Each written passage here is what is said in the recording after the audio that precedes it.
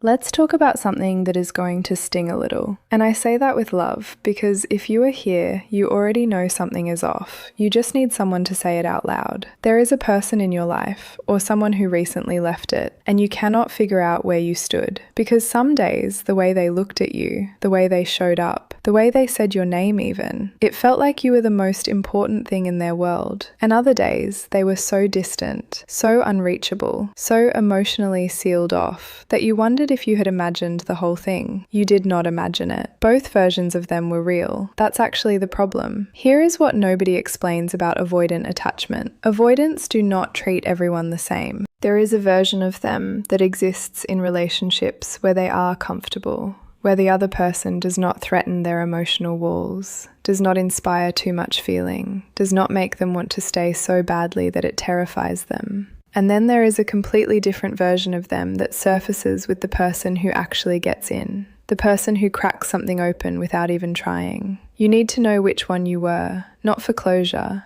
not to decide if you should go back, but because understanding the difference will finally explain the contradiction that has been living rent-free in your head. So let's get into it, and I am starting with the placeholder because understanding that dynamic first is going to make everything else hit harder. A placeholder is not someone the avoidant hates. That's the first misconception. They can genuinely enjoy this person's company. They can text them consistently, see them regularly, introduce them to friends, fall into something that looks like a relationship from the outside. The placeholder relationship feels smooth because it is smooth. There is no real emotional risk on the avoidance side. The feelings are mild enough to manage. The connection is comfortable enough to maintain without requiring them to actually open up. The avoidant in a placeholder dynamic is relaxed. Think about that word, relaxed. They text back at a normal pace. They make plans without overthinking. They are present in a low-stakes, easy way. They do not disappear for days. They do not run hot and cold. They are just there, functioning, going through the motions of a relationship without their nervous system screaming at them to escape. And here is the painful part. That consistency, that ease, that steady, reliable behavior that looks like emotional availability, it is not a sign of deep love. It is a sign of low emotional threat. The avoidant is comfortable because they are not feeling too much. They are not feeling too much because this person, as kind or wonderful as they might be, has not reached the part of the avoidant that is actually worth protecting. The placeholder gets the version of the avoidant that has never had to fight with themselves to stay. Now let's talk about you, because my guess is your experience did not feel smooth. It felt like standing on ground that kept shifting. One week they were so present it overwhelmed you. The next week they needed space and you did not know what you had done. You felt this constant, low-grade anxiety around them that you probably mistook for excitement. You replayed conversations, you analysed tone, you tried to figure out the formula. What version of yourself made them stay open, and what version of yourself made them retreat? That experience, that specific flavour of emotional whiplash, that is not what the placeholder experiences. That is something else entirely. That is what happens when an avoidant is genuinely attached to you. And I know that sounds completely backwards. Stay with me. When an avoidant develops real feelings, not mild enjoyment, not comfortable companionship, but actual, deep, terrifying attachment, their entire system goes to war with itself. Because on one side, there is the part of them that wants you, that is drawn to you in a way that feels different from anything they have felt before, that lights up around you, thinks about you constantly, and genuinely cannot picture their life looking the same without you in it. And on the other side, there is the part of them that was built, through years of emotional experience, usually starting in childhood, to believe that needing someone is the most dangerous thing you can do. That closeness leads to disappointment. That vulnerability leads to pain. That if you let someone in all the way, they will either leave or use it against you. So when those two things collide, real attachment meets deep fear, the result is not a person who shows up consistently and loves you gently. The result is a person who pulls you close and then panics, who opens up and then shuts down, who makes you feel chosen and then makes you feel invisible. Not because they are manipulative, because they are genuinely at war with themselves and you are standing in the middle of it. Let's talk about the specific behaviours. because this is where it gets precise. With the placeholder, the avoidant does not initiate deep conversation. They keep things light, enjoyable. Surface level intimacy is fine. Laughing together is fine. Spending time together is fine. But the avoidant never finds themselves desperate to understand this person. Never finds themselves lying awake thinking about what this person really wants from life, or whether they are truly happy, or what their deepest fear is. The placeholder doesn't inspire that level of obsessive curiosity.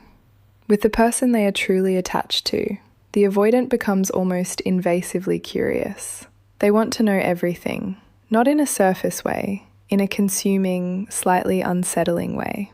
They ask the questions that catch you off guard. They remember the small detail you mentioned months ago. They notice the shift in your energy before you have even named it yourself. They are tuned into you in a way that feels supernatural, because genuine attachment creates a specific kind of attention that cannot be faked.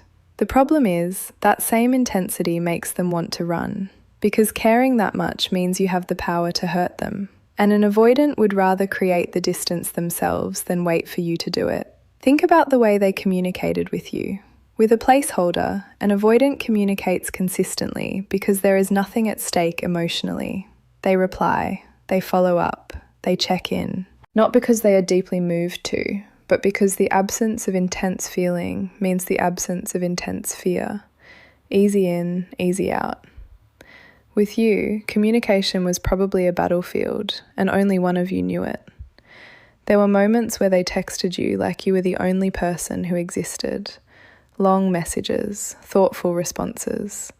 The kind of communication where you felt like they were giving you something they did not give other people. And then, without warning, the energy changed. Responses got shorter, replies took longer. You could feel them pulling back through a screen. That withdrawal was not indifference. That withdrawal was self-protection. The conversation had gotten too real, too close, too intimate, and the avoidant's internal alarm system went off. Not because they wanted to be away from you, because being close to you cost them something emotionally, and they did not know how to handle the bill.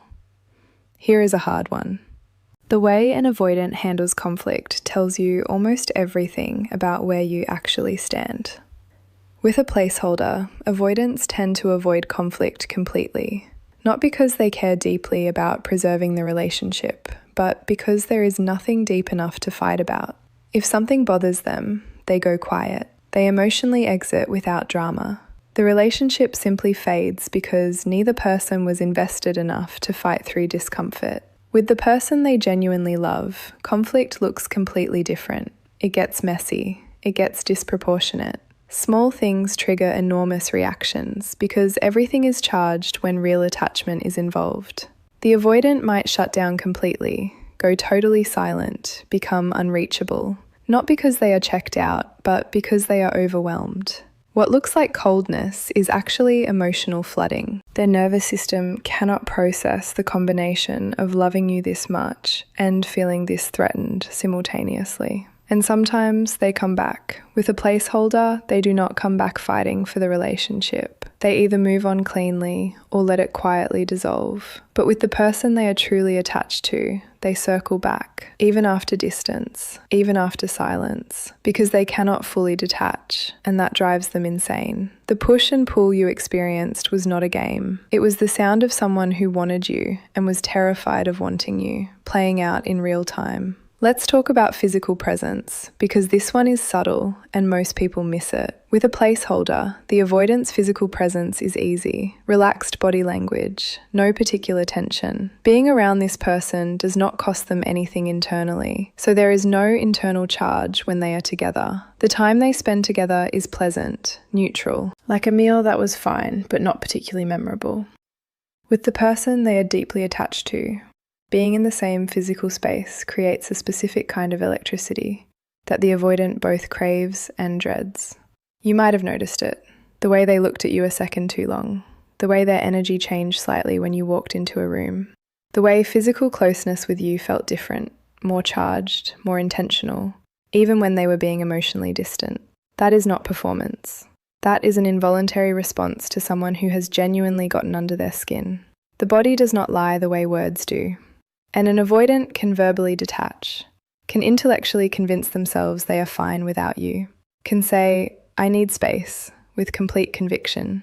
But their nervous system around the person they truly love gives them away every single time.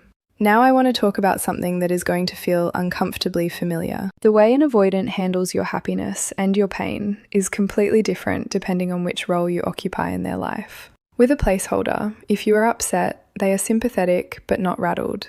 They can comfort you without it costing them much. If you are happy, they are happy for you in the same easy, low investment way. Your emotional state is something they register and respond to appropriately, but it does not move them at a deep level.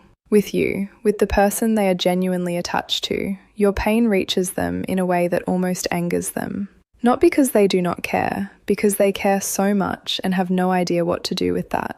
An avoidant who is truly in love with you will sometimes respond to your vulnerability with coldness, not because you disgust them, but because your pain activates something in them they do not have the emotional tools to handle. They feel your hurt, they feel it intensely, and feeling it intensely means they have to acknowledge how much you matter to them, which terrifies them, so they shut down instead of moving toward you. That shutdown is not rejection, it is the most twisted expression of care, which does not make it okay, but it does make it explainable. And when you are happy, when you are thriving, confident, in your element, watch how they responded. Did something shift in their energy? Did they lean in more? That involuntary response to your joy, that specific way they looked at you when you were fully yourself, that is not something an avoidant manufactures for someone they are lukewarm about. You cannot fake being magnetized. Let's talk about how they spoke about the future. With a placeholder, avoidants are vague about the future, but in a low-pressure way. They might avoid commitment conversations, but it does not carry enormous emotional weight.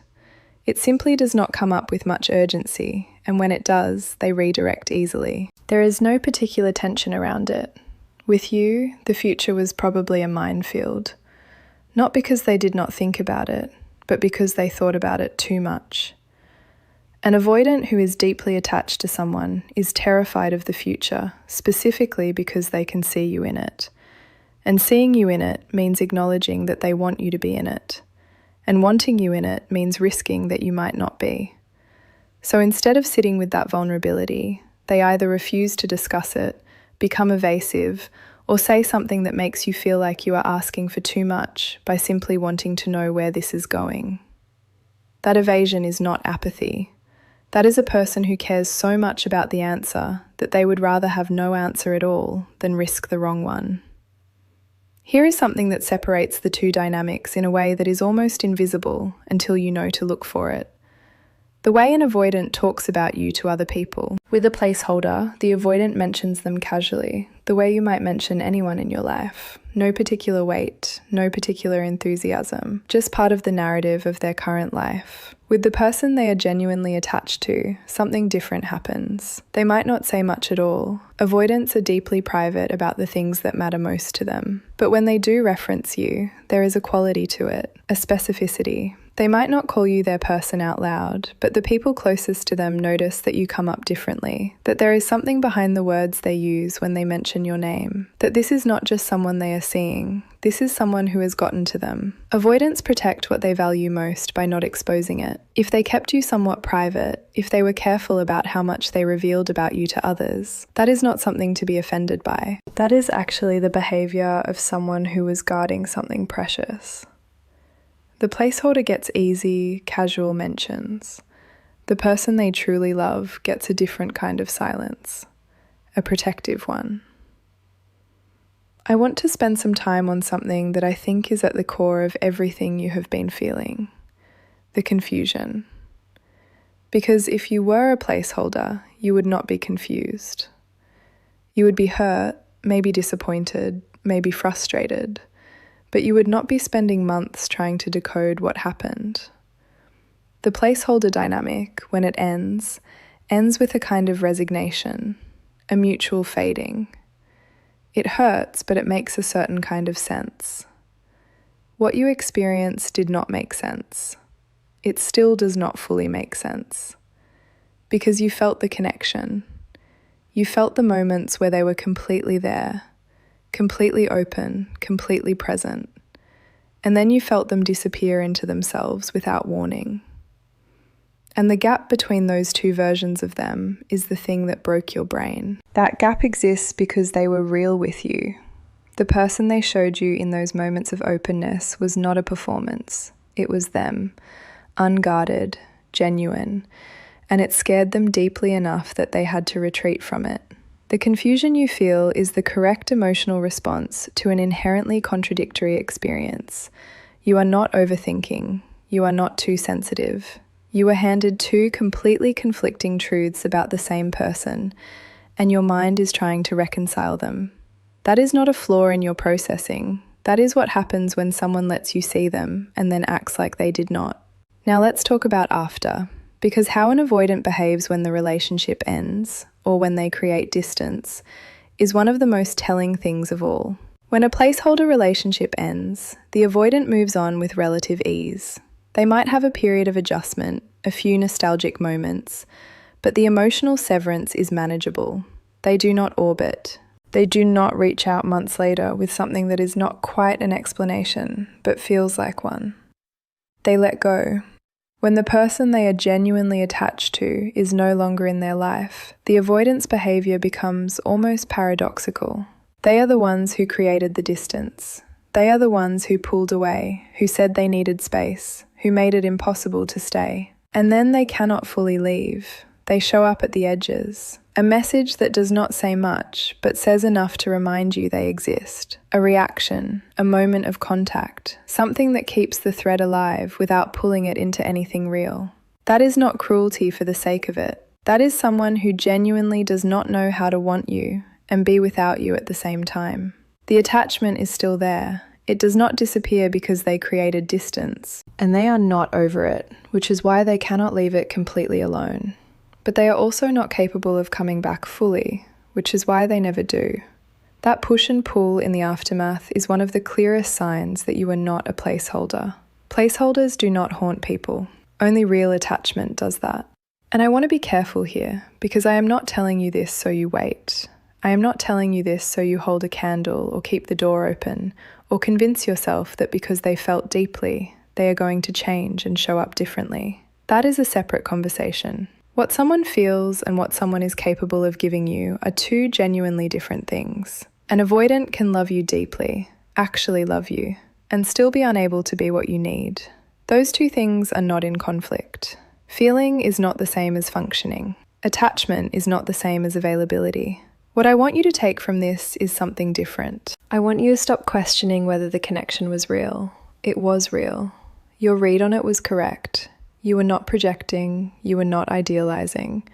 You felt something that was actually there. And the way they treated you, the hot and cold, the depth followed by distance, the intimacy followed by retreat, that was not evidence that you were wrong about them. That was evidence that you were right and that they could not handle it.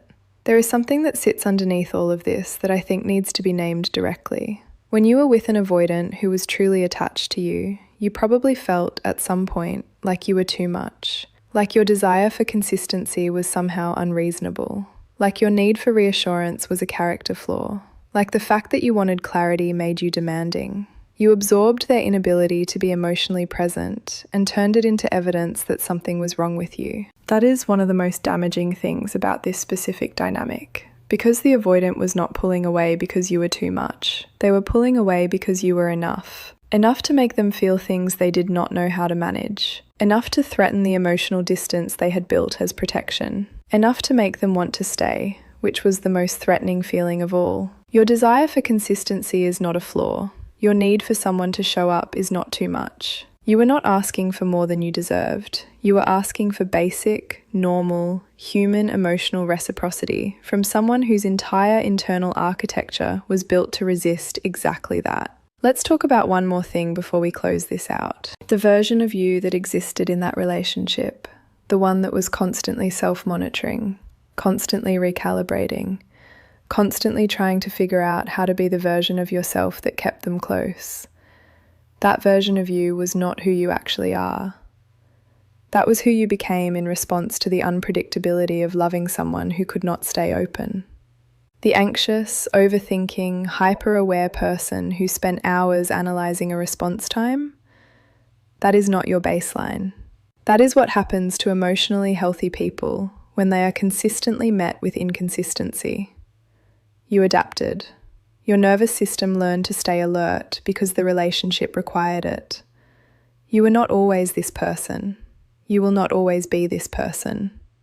And here is the thing about recognizing all of this, about understanding the difference between what a placeholder experiences and what you experienced. It is not just information, it is permission. Permission to stop wondering if you were crazy. Permission to stop rewriting the narrative to make their behavior make sense. Permission to acknowledge that what happened to you was genuinely confusing, genuinely contradictory, and genuinely not your fault. The placeholder got the easy version of them, the relaxed, consistent, emotionally low-stakes version that never had to fight with itself to stay present. You got the real version, the complicated, contradictory, deeply attached version that wanted you and could not handle wanting you, that showed you something true and then ran from it, that cared too much to stay fully open and not enough about their own healing to push through the fear. That is not a consolation prize. That is just the truth. And the truth is complicated. It does not mean they were good for you. It does not mean you should go back. It does not mean the pain you felt was okay because it came from a real place. It just means you were not confused about what was there. You were right. The connection was real. What was broken was never you. What was broken was their ability to hold something real without destroying it. And that is theirs to carry, not yours.